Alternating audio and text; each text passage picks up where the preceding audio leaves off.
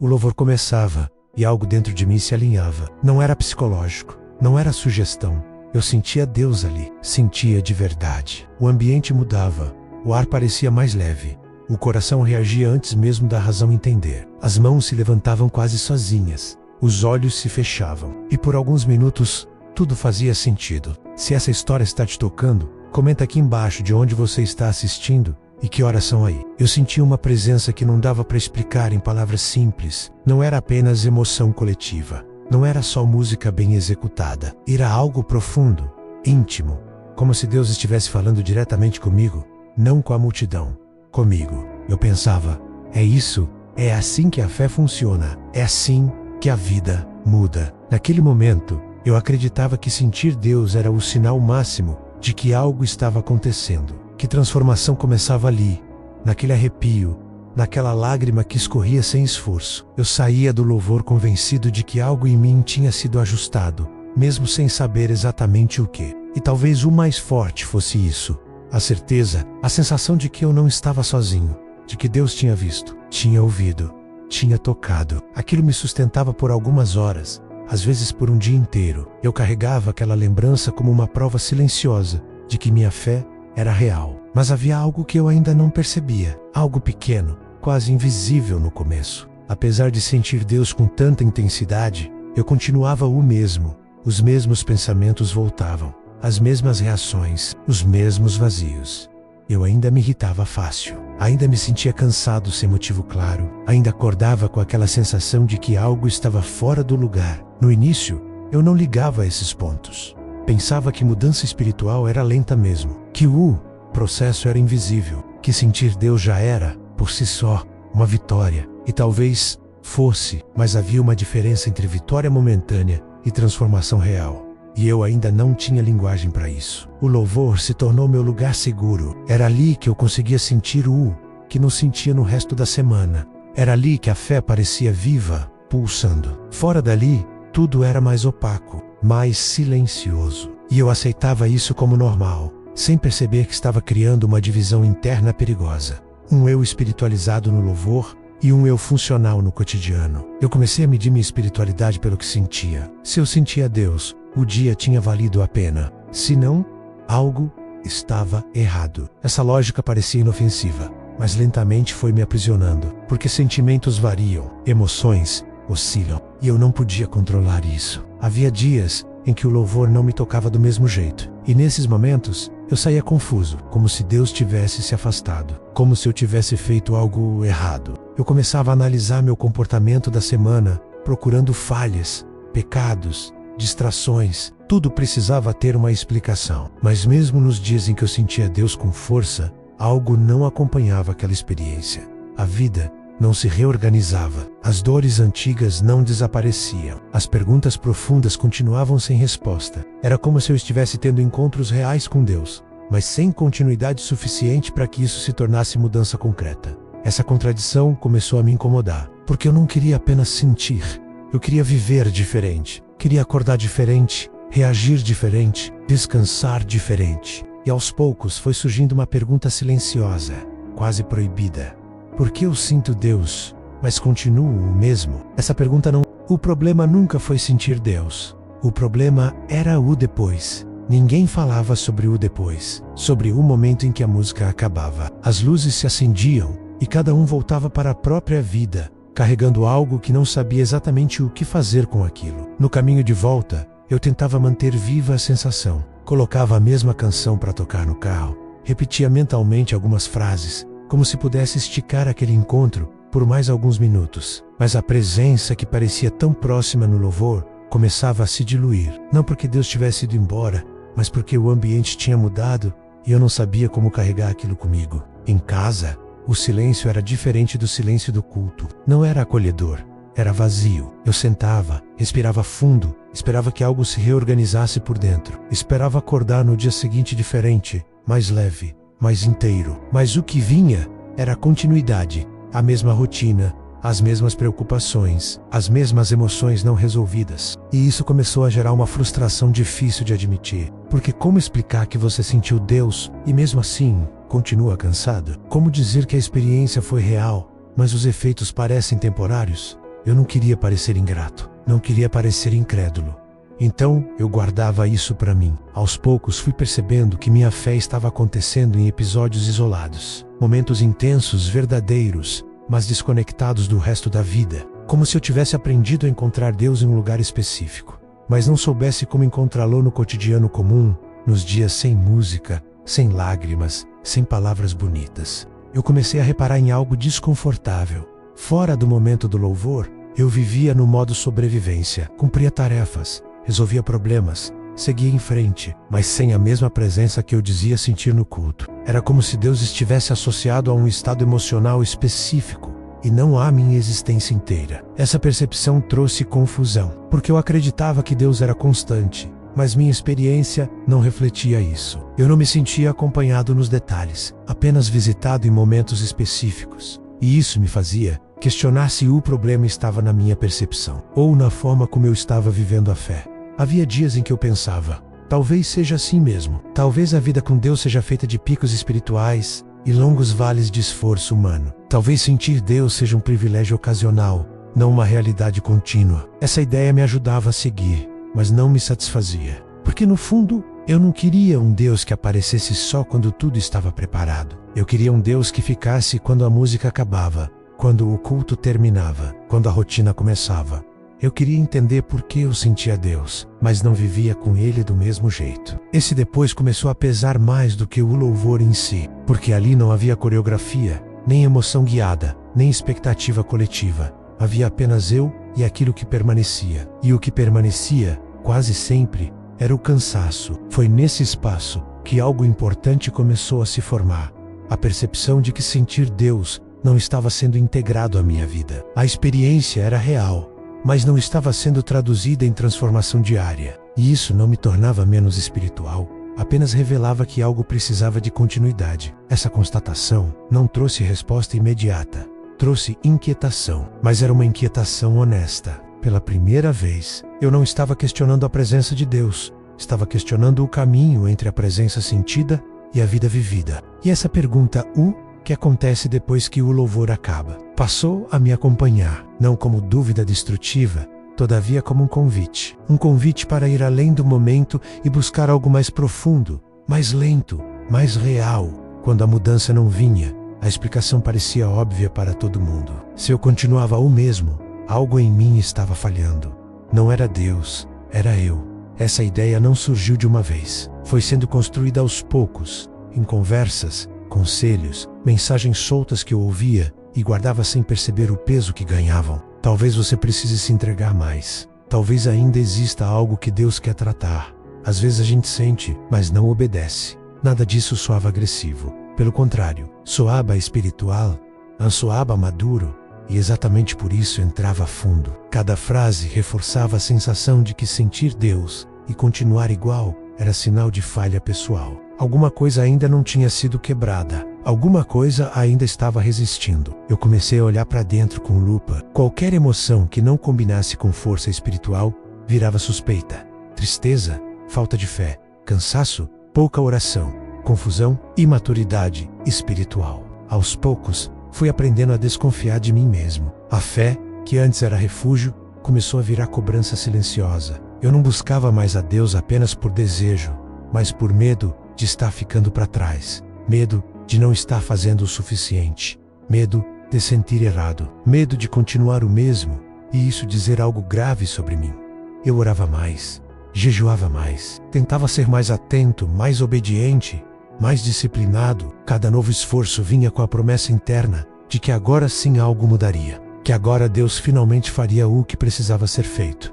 Mas o padrão se repetia. Eu podia sentir Deus e continuava o mesmo. E isso começava a doer de um jeito diferente. Não era mais só frustração, era culpa. Culpa por não conseguir sustentar na vida aquilo que eu sentia no louvor. Culpa por precisar sempre de mais emoção para continuar. Culpa por não ser a versão espiritual que eu achava que deveria ser. Eu me sentia constantemente em dívida, mesmo fazendo tudo certo. O louvor, que antes era encontro, virou termômetro. Se eu chorava, saia alivio. Se não chorava, saia como se minhas lágrimas fossem a confirmação de que Deus ainda estava comigo. como se a ausência delas fosse sinal de afastamento. Isso é exaustivo, porque ninguém consegue viver sendo avaliado o tempo todo, menos nem por si mesmo. Eu estava sempre me medindo, me comparando-me, e quanto mais eu tentava acertar, mais distante eu me sentia de uma fé simples, leve, segura. No fundo, eu não estava lidando com Deus. Estava lidando com uma imagem de Deus construída em cima de desempenho. Um Deus que se agradava quando eu sentia certo, reagia certo, chorava certo. E essa imagem me afastava daquilo que eu mais precisava: descanso. Foi nesse ponto que algo começou a rachar, não como rebeldia, mas como exaustão humana. Eu estava cansado de tentar mudar pela força da emoção, cansado de tratar dor como desobediência, cansado de carregar culpa por continuar sendo quem eu era. Pela primeira vez, eu me permiti pensar algo perigoso para minha antiga lógica. E se continuar o mesmo não for sinal de fracasso espiritual? E se for sinal de que eu estou tentando mudar do jeito errado? Essa pergunta não trouxe alívio imediato. Trouxe silêncio, mas era um silêncio diferente. Não era vazio, era pausa. Como se algo em mim finalmente tivesse parado de correr atrás de uma solução rápida e estivesse disposto a olhar com mais honestidade para o que realmente precisava ser cuidado. A partir do momento em que essa pergunta surgiu, e se eu estiver tentando mudar do jeito errado? Algo em mim desacelerou. Não foi alívio imediato, foi desconforto. Porque eu sempre acreditei que mudança vinha de intensidade. Mais oração, mais entrega, mais emoção. Questionar isso parecia perigoso, quase desrespeitoso com tudo o que eu tinha vivido até ali. Mas eu não conseguia mais ignorar o cansaço. Eu percebi que estava esgotado não por falta de fé, mas por excesso de esforço para parecer transformado. Eu vivia tentando sustentar uma imagem espiritual coerente com aquilo que eu sentia no louvor, mesmo quando minha vida interna não acompanhava. Era como se eu estivesse sempre tentando alcançar uma versão futura de mim mesmo, sem nunca cuidar do que eu era no presente. A culpa tinha virado companhia constante, silenciosa, educada, mas sempre presente. Se eu continuava reagindo igual, se os mesmos padrões voltavam, se a mesma dor aparecia, a conclusão era automática. Algo em mim ainda não foi tratado por Deus. E essa conclusão me empurrava para mais esforço, nunca para mais cuidado. Eu comecei a perceber como eu falava comigo mesmo. Era duro ou impaciente. Eu não me permitia fragilidade sem correção imediata. Não me permitia cansaço sem culpa. Não me permitia confusão sem julgamento. Tudo precisava ser resolvido rápido em nome da fé. E isso me afastava da transformação real. Porque transformação não acontece onde há medo constante de errar. Transformação acontece onde há espaço para existir sem máscara. Onde a pessoa pode dizer ainda dói sem ser corrigida. Onde o processo é respeitado. Foi difícil admitir isso, mas eu não tinha aprendido a ser cuidado, apenas a ser corrigido. No louvor, eu sentia Deus porque ali havia permissão para sentir. A música criava um espaço seguro. As palavras davam linguagem ao que eu não sabia dizer. Mas fora daquele lugar, eu não sabia como continuar esse cuidado. Eu voltava para a lógica do esforço, da cobrança, do preciso mudar logo. E talvez por isso eu continuasse o mesmo. Não porque Deus não estivesse agindo, mas porque eu não me permitia permanecer tempo suficiente no processo. Eu queria resultado, não caminho, alívio, não escuta, mudança visível, não transformação profunda. Essa percepção começou a mudar minha relação com a fé. Eu parei de me perguntar apenas o que Deus quer mudar em mim. E comecei a perguntar, o que em mim precisa ser cuidado para que a mudança aconteça? Essa pergunta não me afastou de Deus, me aproximou de mim mesmo. Eu comecei a aceitar que algumas coisas não se resolvem em um momento de emoção. Que sentir Deus não significa que tudo será rearranjado automaticamente. Que existem dores que precisam de tempo, presença e acompanhamento. E que isso não é falta de fé, é humanidade. Pela primeira vez, eu considerei que talvez Deus não estivesse frustrado comigo por eu continuar o mesmo. Talvez Ele estivesse esperando que eu parasse de me violentar, tentando mudar rápido demais. E essa ideia foi um divisor de águas. Porque se Deus não estava me pressionando, então eu podia respirar. Eu podia parar de correr. Eu podia começar a tratar minha própria história com mais gentileza. Não para permanecer igual, mas para mudar de um jeito que realmente alcançasse o fundo. Eu ainda sentia Deus no louvor, mas agora eu começava a entender que aquele sentimento não era um ponto de chegada, era um convite para um caminho mais lento, mais honesto, mais profundo. A mudança começou quando eu parei de tratar a fé como um atalho emocional e passei a enxergá-la como um processo de cuidado. Não foi uma decisão heróica, Foi necessidade. Eu já não tinha energia para continuar fingindo que estava tudo bem, só porque eu sentia Deus em alguns momentos específicos. Eu comecei a observar algo simples, mas revelador.